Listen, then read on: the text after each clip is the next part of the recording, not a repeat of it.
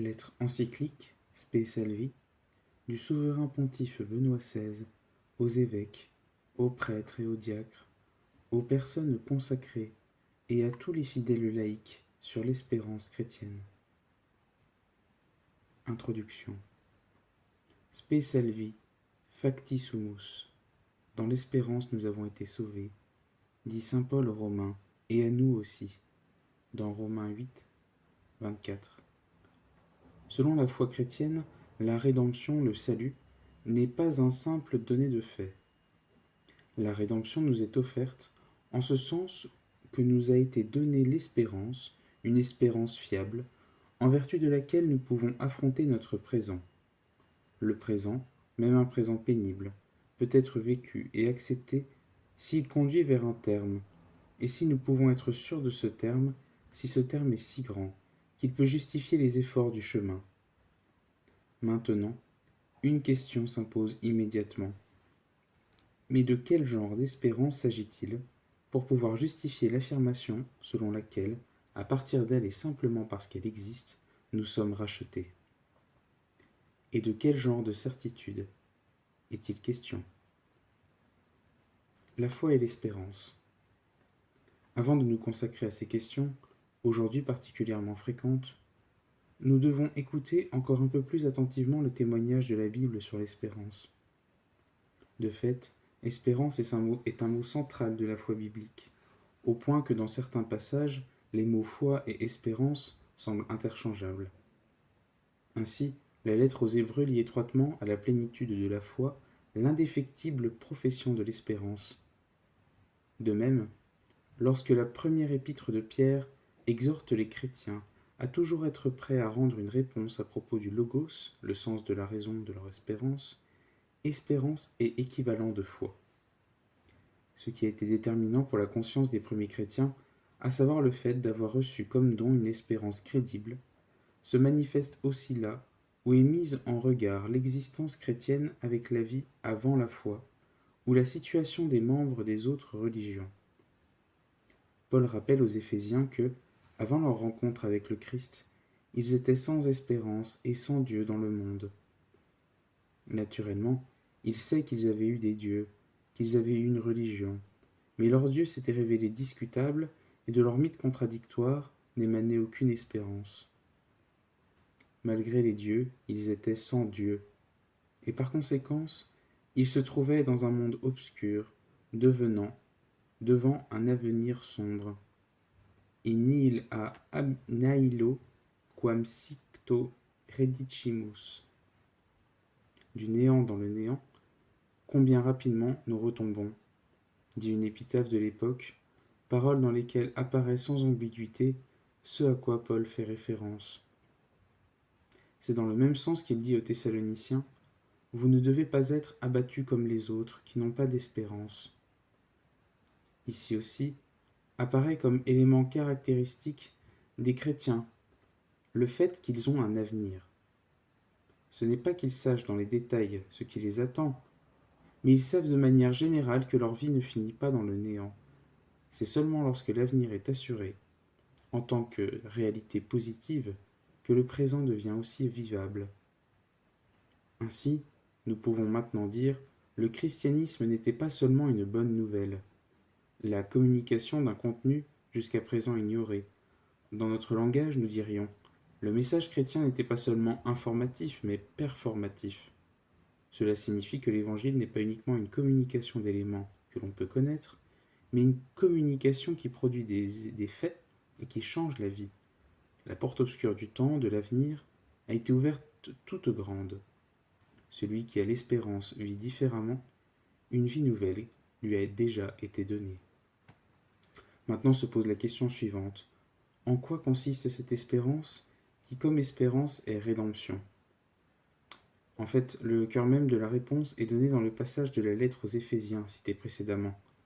Avant leur rencontre avec le Christ, les Éphésiens étaient sans espérance parce qu'ils étaient sans Dieu dans le monde. Parvenir à la connaissance de Dieu, le vrai Dieu, cela signifie recevoir l'espérance. Pour nous qui vivons depuis toujours avec le concept chrétien de Dieu et qui nous y sommes habitués, la possession de l'espérance qui provient de la rencontre réelle avec ce Dieu n'est presque plus perceptible. L'exemple d'une sainte de notre temps peut en quelque manière nous aider à comprendre ce que signifie rencontrer ce Dieu pour la première fois et réellement. Je pense à l'Africaine Joséphine Bakita, canonisée par le pape Jean-Paul II. Elle était née vers 1869, elle ne savait pas elle-même la date exacte, dans le Darfour au Soudan. À l'âge de 9 ans, elle fut enlevée par des trafiquants d'esclaves, battue jusqu'au sang et vendue 5 fois sur des marchés soudanais. En dernier lieu, comme esclave, elle se retrouva au service de la mère et de la femme d'un général. Elle fut chaque jour battue jusqu'au sang. Il en résulta qu'elle garda toute sa vie 144 cicatrices. Enfin, en 1882, elle fut vendue à un marchand italien, pour le consul italien Castillo Legnani, qui, face à l'avancée des Mahdiistes, revint en Italie. Là, après avoir été jusqu'à ce moment-là la propriété de maître, aussi terrible, Bakita connut un maître totalement différent. Dans le dialecte vénitien qu'elle avait alors appris, elle appelait Paron, le Dieu vivant, le Dieu de Jésus-Christ. Jusqu'alors, elle n'avait connu que des maîtres qui la méprisaient et la maltraitaient, ou qui, dans le meilleur des cas, la considéraient comme une esclave utile. Cependant, à présent, elle entendait dire qu'il existait un Paron au-dessus de tous les maîtres, le Seigneur des seigneurs, et que ce Seigneur était bon, la bonté en personne. Elle apprit que ce Seigneur la connaissait elle aussi, qu'il l'avait créée, elle aussi, plus encore qu'il l'aimait. Elle aussi était aimée, et précisément par le Paron suprême, face auquel tous les autres maîtres ne sont eux-mêmes que de misérables serviteurs. Elle était connue et aimée, elle était attendue. Et plus encore, ce maître avait lui-même personnellement dû affronter le destin d'être battu, et maintenant il l'attendait à la droite de Dieu le Père. Désormais, elle avait une espérance, non seulement la petite espérance de trouver des maîtres moins cruels, mais la grande espérance. Je suis définitivement aimée, et quel que soit ce qui m'arrive, je suis attendue par cet amour, et ainsi ma vie est bonne. Par la connaissance de cette espérance, elle était rachetée. Elle ne se sentait plus esclave, mais une fille de Dieu libre. Elle comprenait ce que Paul entendait lorsqu'il rappelait aux Éphésiens qu'avant ils étaient sans espérance et sans Dieu dans le monde, sans espérance parce que sans Dieu. Aussi, lorsqu'on voulut la renvoyer au Soudan, Bakita refusa-t-elle. Elle n'était pas disposée à être de nouveau séparée de son Paron. Le 9 janvier 1890, elle fut baptisée et confirmée. Elle fit sa première communion des mains du patriarche de Venise. Le 8 décembre 1996, à Vérone, elle prononça ses vœux dans la congrégation des sœurs canossiennes, et dès lors, en plus de ses travaux à la sacristie et à la porterie du couvent, elle chercha surtout dans ses différents voyages en Italie à rappeler à la mission la libération qu'elle avait obtenue à travers la rencontre avec le Dieu de Jésus-Christ. Elle se sentait le devoir de l'étendre, elle devait la donner aussi aux autres, au plus grand nombre de personnes possible. L'espérance qui était née pour elle et qui l'avait rachetée, elle ne pouvait pas la garder pour elle. Cette espérance devait rejoindre beaucoup de personnes, elle devait rejoindre tout le monde. Le concept d'espérance fondé sur la foi dans le Nouveau Testament et dans l'Église primitive. Avant d'affronter la question de savoir si la rencontre avec le Dieu qui, dans le Christ, nous a montré son visage et qui a ouvert son cœur, peut être aussi pour nous seulement de type informatif mais aussi performatif, à savoir si elle peut transformer notre vie de manière que nous nous sentions rachetés par l'espérance de cette rencontre exprime, revenons encore à l'Église primitive. Il n'est pas difficile de se rendre compte que l'expérience de la petite esclave africaine Bakita a été aussi l'expérience de nombreuses personnes battues et condamnées à l'esclavage à l'époque du christianisme naissant. Le christianisme n'avait pas apporté un message social révolutionnaire, comme celui de Spartacus, qui dans les luttes sanglantes avait échoué. Jésus n'était pas Spartacus. Il n'était pas un combattant pour une libération politique, comme Barabbas ou Bar Koba. Ce que Jésus, personnellement mort sur la croix, avait apporté était quelque chose de totalement différent, la rencontre avec le Seigneur de tous les seigneurs, la rencontre avec le Dieu vivant, et ainsi la rencontre avec l'espérance, qui était plus forte que les souffrances de l'esclavage et qui, de ce fait, transformait de l'intérieur la vie et le monde. Ce qui était advenu de nouveau apparaît avec une plus grande évidence dans la lettre de saint Paul à Philémon. Il s'agit d'une lettre très personnelle que Paul écrit dans sa prison et qu'il confie à l'esclave furtif Onésime pour son maître, Philémon précisément. Oui, Paul renvoie l'esclave à son maître, de chez qui il avait fui, et le fait non pas en ordonnant, mais en priant. J'ai quelque chose à te demander pour mon enfant qui est dans ma prison. À qui dans ma prison j'ai donné la vie au Christ. Je te le renvoie, lui qui est une part de moi-même. S'il a été éloigné de toi pendant quelque temps, c'est peut-être pour que tu le retrouves définitivement, non plus comme un esclave, mais bien mieux qu'un esclave, comme un frère bien-aimé. Les hommes qui, selon leurs conditions sociales, ont entre eux des relations de maître et d'esclave en tant que membres de l'Église, l'unique Église, sont devenus frères et sœurs les uns les autres. C'est ainsi que les chrétiens se nomment les uns les autres. En vertu du baptême, ils avaient été régénérés, ils s'étaient abreuvés du même esprit, et ils recevaient ensemble côte à côte le corps du Seigneur. Même si les structures extérieures demeuraient identiques, cela changeait la société de l'intérieur. Si la lettre aux Hébreux dit que les chrétiens n'ont pas ici-bas une demeure stable, mais qu'ils cherchent la demeure future, cela est tout autre qu'un simple renvoi à une perspective future. La société présente est considérée par les chrétiens comme une société imparfaite. Ils appartiennent à une société nouvelle, vers laquelle ils sont en chemin et qui, dans leur pèlerinage, est déjà anticipée. Nous devons encore ajouter un autre point de vue. La première lettre aux Corinthiens nous montre qu'une bonne part des premiers chrétiens appartenaient aux couches sociales basses, et précisément pour cela étaient disposés à faire l'expérience de la nouvelle espérance, comme nous l'avons vu dans l'exemple de Bakita.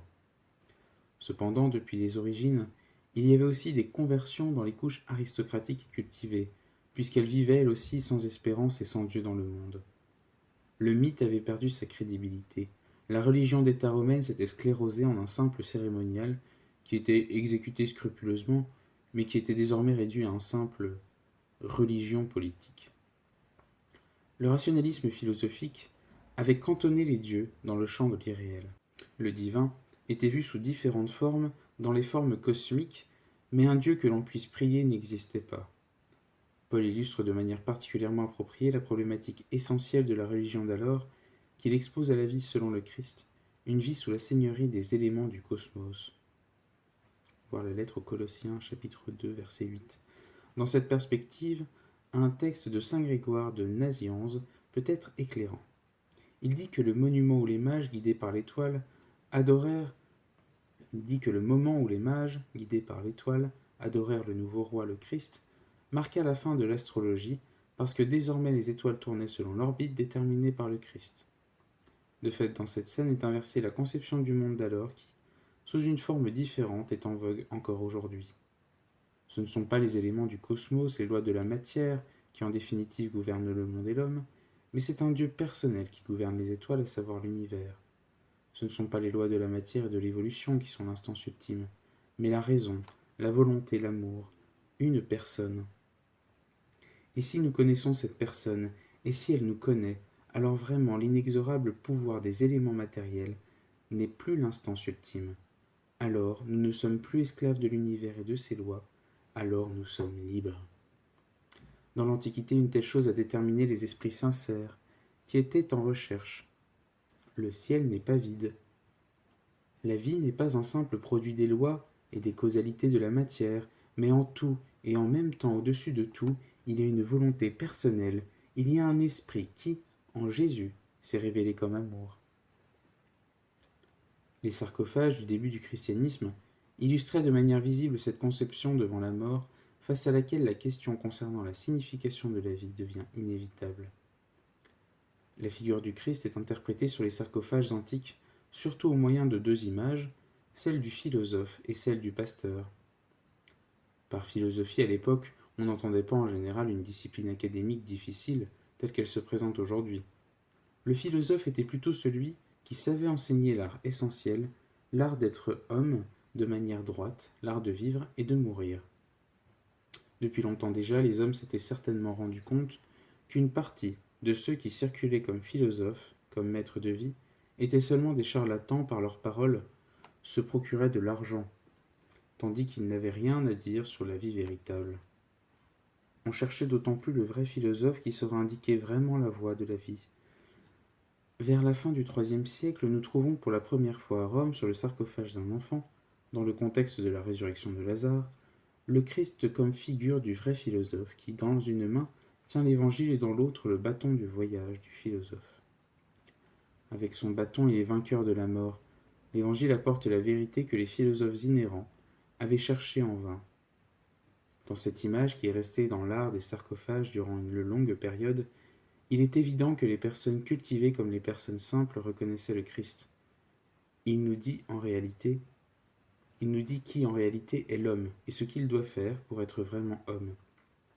Il nous indique la voie, et cette voie est la vérité. Il est lui-même à la fois l'une et l'autre, et donc il est aussi la vie, dont nous sommes tous à la recherche. Il indique aussi la voie au-delà de la mort. Seul celui qui est en mesure de faire ainsi est un vrai maître de la vie. La même chose est visible dans l'image du pasteur. Comme la représentation du philosophe, l'Église primitive pouvait aussi, dans la figure du pasteur, se rattacher à des modèles existants dans l'art romain. Dans ce dernier, le pasteur était en général l'expression du rêve d'une vie sereine et simple, dont les gens avaient la nostalgie dans la confusion de la grande ville. L'image était alors perçue dans le cadre d'un scénario nouveau, qui lui conférait un contenu plus profond. Le Seigneur est mon berger, je ne manque de rien. Si je traverse les ravins de la mort, je ne crains aucun mal, car tu es avec moi. Le vrai pasteur est celui qui connaît aussi la voie, qui passe par les ravins de la mort, celui qui marche étroitement avec moi sur la voie de la solitude ultime, où personne ne peut m'accompagner, me guidant pour la traverser. Il l'a parcouru lui-même cette voie, il est descendu dans le royaume de la mort, il l'a vaincu, et il est maintenant revenu pour nous accompagner, et pour nous donner la certitude qu'avec lui, on trouve un passage. La conscience qu'existe celui qui m'accompagne aussi dans la mort et qui avec son bâton me guide et me rassure, de sorte que je ne crains aucun mal, telle était la nouvelle espérance qui apparaissait dans la vie des croyants. Nous devons encore une fois revenir au Nouveau Testament. Dans le 11e chapitre de la lettre aux Hébreux, on trouve une sorte de définition de la foi qui relie étroitement cette vertu à l'espérance. Autour de la parole centrale de cette phrase s'est créée depuis la Réforme une discussion entre les exégètes où semble s'ouvrir aujourd'hui la voie vers une interprétation commune. Pour le moment, je laisse cette parole centrale non traduite. La phrase sonne donc ainsi. La foi est l'hypostasis des biens que l'on espère, la preuve des réalités qu'on ne voit pas. Pour les pères et les théologiens du Moyen Âge, il était clair que la parole grecque hypostasis devait être traduite en latin par le terme substantia. La traduction latine du terme née dans l'Église catholique est donc est autem fides sperandarum substantiarum argumentum non apparentum. La foi est la substance des réalités à espérer, la preuve des réalités qu'on ne voit pas. Utilisant la terminologie de la traduction philosophique dans laquelle il se trouve, Thomas d'Aquin l'explique ainsi. La foi est un habitus, c'est-à-dire une disposition constante de l'esprit, grâce à laquelle la vie éternelle prend naissance en nous, et grâce à laquelle la raison est portée à consentir à ce qu'elle ne voit pas. Le concept de substance est donc modifié dans le sens où par la foi, de manière initiale, nous pourrions dire en germe, et selon la substance, sont déjà présents en nous des biens que l'on espère, la totalité, la vraie vie. Et c'est précisément parce que les biens eux-mêmes sont déjà présents que la présence de ce qui se réalisera crée également la certitude. Ces biens, qui doivent venir, ne sont pas encore visibles dans le monde extérieur, ils n'apparaissent pas, mais en raison du fait que, comme réalité initiale et dynamique, nous les portons en nous, naît déjà maintenant une certaine perception des biens. À Luther, pour qui la lettre aux Hébreux comme telle n'était pas très sympathique, le concept de substance dans le contexte de la vision de la foi ne disait rien. C'est pourquoi il comprit le terme hypostase substance non comme le sens objectif de réalité présente en nous, mais dans le sens subjectif, comme l'expression d'une disposition, et par conséquent, il dut naturellement comprendre aussi le terme argumentum comme une disposition du sujet. Cette interprétation s'est affermie au XXe siècle, au moins en Allemagne, même dans l'exégèse catholique, de sorte que la traduction œcuménique du Nouveau Testament en langue allemande, approuvée par les évêques, dit gobe aber ist, festem in dem, was man erhofft, Überzostein von dem, was man nicht sieht. La foi consiste à être ferme en ce que l'on espère, à être convaincu de ce que l'on ne voit pas. En soi, cela n'est pas faux, mais ce n'est pas cependant le sens du texte, parce que le terme grec utilisé, élankos, n'a pas la valeur subjective de conviction, mais la valeur objective de preuve. C'est donc à juste titre que l'exégèse protestante récente est parvenue à une conviction différente. Mais maintenant, on ne peut plus mettre en doute que cette interprétation protestante devenue classique est insoutenable. La foi n'est pas seulement une tension personnelle vers les biens qui doivent venir, mais qui sont encore absents. Elle nous donne quelque chose. Elle nous donne déjà maintenant quelque chose de la réalité attendue, et la réalité présente constitue pour nous une preuve des biens que nous ne voyons pas encore. Elle attire l'avenir dans le présent, au point que le premier n'est plus le pur, pas encore. Le fait que cet avenir existe change le présent. Le présent est touché par la réalité future, et ainsi les biens à venir se déversent sur les biens présents et les biens présents sur les biens à venir. Cette explication est renforcée ultérieurement, et elle se rapporte à la vie concrète si nous considérons le verset 34 du chapitre 10 de la lettre aux Hébreux, qui en ce qui concerne l'aspect linguistique et le contenu, est lié à la définition d'une foi remplie d'espérance et qui la prépare. Ici, l'auteur parle aux croyants qui ont subi l'expérience de la persécution et il leur dit « Vous avez pris part aux souffrances des prisonniers, vous avez accepté avec joie la spoliation de vos biens. Hyper canton, vulgate bonorum. Sachant que vous étiez en possession des biens meilleurs, hyparxin, dans la vulgate, substantiam et stables, hyparconta, sont des propriétés, ce qui dans la vie terrestre constitue le fondement, à savoir la base, la substance pour la vie, sur laquelle on compte. Cette substance, la sécurité normale dans la vie, a été enlevée aux chrétiens au cours des persécutions. Ils ont supporté ces dernières parce qu'ils considéraient de toute façon cette substance matérielle comme négligeable. Ils pouvaient l'abandonner parce qu'ils avaient trouvé une base meilleure pour leur existence. Une base qui demeure et que personne ne peut enlever. On ne peut pas voir le lien qui court entre les deux sortes de substances, entre le fondement ou base matérielle et l'affirmation de la foi comme base, comme substance qui demeure. La foi confère à la vie une base nouvelle, un nouveau fondement sur lequel l'homme peut s'appuyer, et ainsi le fondement habituel, la fiabilité des revenus matériels, justement se relativise. Il crée une nouvelle liberté face à ce fondement de la vie, qui n'est qu'apparemment en mesure de l'entretenir, bien que sa signification normale ne soit certainement pas liée. Une nouvelle liberté, la conscience de la nouvelle substance qui nous a été donnée, ne s'est pas révélée seulement dans le martyre, où les personnes se sont opposées au pouvoir extrême de l'idéologie et de ses organes politiques, et par leur mort ont renouvelé le monde. Elle s'est manifestée surtout dans les grands renoncements à partir des moines de l'Antiquité jusqu'à François d'Assise et aux personnes de notre époque qui, dans les ordres modernes et dans les mouvements religieux, par amour pour le Christ, ont tout laissé pour porter aux hommes la foi et l'amour du Christ, pour aider les personnes qui souffrent dans leur corps et dans leur âme. Là, la nouvelle substance s'est montrée réellement comme la substance de l'espérance des personnes touchées par le Christ, a jailli l'espérance pour d'autres qui vivaient dans les ténèbres et sans espérance. Là, c'est vérifier que cette nouvelle vie possède vraiment la substance et qu'elle est une substance qui suscite la vie pour les autres. Pour nous qui regardons ces figures, leur façon d'agir et de vivre est de fait une preuve que les biens à venir, la promesse du Christ, ce n'est pas seulement une réalité attendue, mais une véritable présence. Il est vraiment le philosophe et le pasteur qui nous indique ce qu'est la vie, où elle est.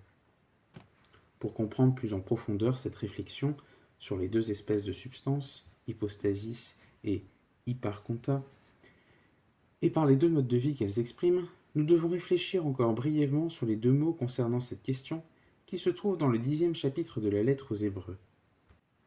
Il s'agit des mots hypomone et hypostole. Hypomone se traduit normalement par patience, persévérance, constance. Savoir attendre en supportant patiemment les épreuves est nécessaire aux croyants pour pouvoir obtenir la réalisation de la promesse. Dans l'ambiance religieuse du judaïsme antique, ce mot était utilisé de manière expresse pour parler de l'attente de Dieu qui caractérise Israël, à savoir persévérer dans la fidélité à Dieu, en se fondant sur la certitude de l'alliance, dans un monde qui est en opposition à Dieu. Ainsi, le mot indique une espérance vécue, une vie fondée sur la certitude de l'espérance. Dans le Nouveau Testament, cette attente de Dieu, le fait d'être du côté de Dieu, prend une nouvelle signification. Dans le Christ, Dieu s'est manifesté. Il nous a communiqué désormais la substance des biens à venir, et l'attente de Dieu obtient ainsi une nouvelle certitude. C'est l'attente des biens à venir à partir d'un présent déjà donné. En présence du Christ, avec le Christ présent, c'est l'attente que son corps se complète, dans la perspective de sa venue définitive. Au contraire, par hypostole est exprimée l'attitude de qui fait défection et qui n'ose pas dire ouvertement et avec franchise la vérité, qui peut mettre en danger. Se cacher devant les hommes, par esprit de crainte par rapport à eux, conduit à la perdition. Ce n'est pas un esprit de peur que Dieu nous a donné, mais un esprit de force, d'amour et de sagesse. C'est ainsi que par une belle expression, la seconde lettre à Timothée caractérise l'attitude fondamentale du chrétien. La vie éternelle, qu'est-ce que c'est ? Jusqu'à présent, nous avons parlé de la foi et de l'espérance dans le Nouveau Testament et aux origines du christianisme. Il a cependant toujours été évident que nous ne parlons pas uniquement du passé. La réflexion dans son intégralité intéresse la vie et la mort de l'homme en général, et donc nous intéresse nous aussi, ici et maintenant. Cependant, nous devons à présent nous demander de manière explicite, la foi chrétienne est-elle aussi pour nous aujourd'hui une espérance qui transforme et soutient notre vie ? Est-elle pour nous une performative, un message qui forme de manière nouvelle la vie elle-même, ou est-elle désormais simplement une information que, entre-temps, nous avons mise de côté et qui nous semble dépassée par les informations plus récentes ? Dans la recherche d'une réponse, je voudrais partir de la forme classique du dialogue par lequel le rite du baptême exprimait l'accueil du nouveau-né dans la communauté des croyants et sa renaissance dans le Christ. Le prêtre demandait d'abord le nom des parents que les parents avaient choisi pour l'enfant, et il poursuivait ensuite par la question « Que demandez-vous à l'Église ?» Et réponse « La foi. Et que donne la foi ? La vie éternelle. » Dans le dialogue, les parents cherchaient pour leur enfant l'accès à la foi, la communion avec les croyants, parce qu'ils voyaient dans la foi la clé de la vie éternelle. En fait, aujourd'hui comme hier, c'est de cela qu'il s'agit dans le baptême, quand on devient chrétien. Non seulement d'un acte de socialisation dans la communauté, non pas simplement d'un accueil dans l'Église. Les parents attendent plus pour le baptiser, ils attendent que la foi, dont fait partie la corporéité de l'Église et de ses sacrements, lui donne la vie éternelle. La foi est la substance de l'espérance. Mais alors se fait jour la question suivante. Voulons-nous vraiment cela, vivre éternellement ? Peut-être aujourd'hui de nombreuses personnes refusent-elles la foi simplement parce que la vie éternelle ne leur semble pas quelque chose de désirable. Ils ne veulent nullement la vie éternelle, mais la vie présente, et la foi en la vie éternelle semble dans ce but plutôt un obstacle. Continuer à vivre éternellement sans fin apparaît plus comme une condamnation que comme un don. Bien sûr, on voudrait renvoyer la mort le plus loin possible, mais vivre toujours sans fin en définitive, cela peut être seulement ennuyeux et en fin de compte insupportable. C'est précisément cela que dit par exemple saint Ambroise, père de l'Église, dans le discours funèbre pour son frère Saturus. La mort n'était pas naturelle, mais elle l'est devenue, car au commencement Dieu n'a pas créé la mort, il nous l'a donnée comme un remède. À cause de la transgression, la vie des hommes commençait à être misérable dans le travail quotidien et dans les pleurs insupportables. Il fallait mettre un terme à son malheur, afin que sa mort lui rende ce que sa vie avait perdu. L'immortalité serait un fardeau plutôt qu'un profit sans le souffle de la grâce. Auparavant déjà, Ambroise avait dit « La mort ne doit pas être pleurée, puisqu'elle est la cause du salut. » Quel que soit ce que saint Ambroise entendait dire précisément par ces paroles, il est vrai que l'élimination de la mort, ou même son renvoi presque illimité, mettrait la terre et l'humanité dans une condition impossible et ne serait même pas un bénéfice pour l'individu lui-même. Il y a clairement une contradiction dans notre attitude, qui renvoie à une contradiction intérieure de notre existence elle-même. D'une part, nous ne voulons pas mourir, surtout celui qui nous aime, et ne veut pas que nous mourions. D'autre part, il est vrai que nous ne désirons pas non plus continuer à exister de manière illimitée, et même la Terre n'a pas été créée dans cette perspective. Alors que voulons-nous vraiment? Ce paradoxe de notre propre attitude suscite une question plus profonde. Qu'est-ce en réalité que la vie?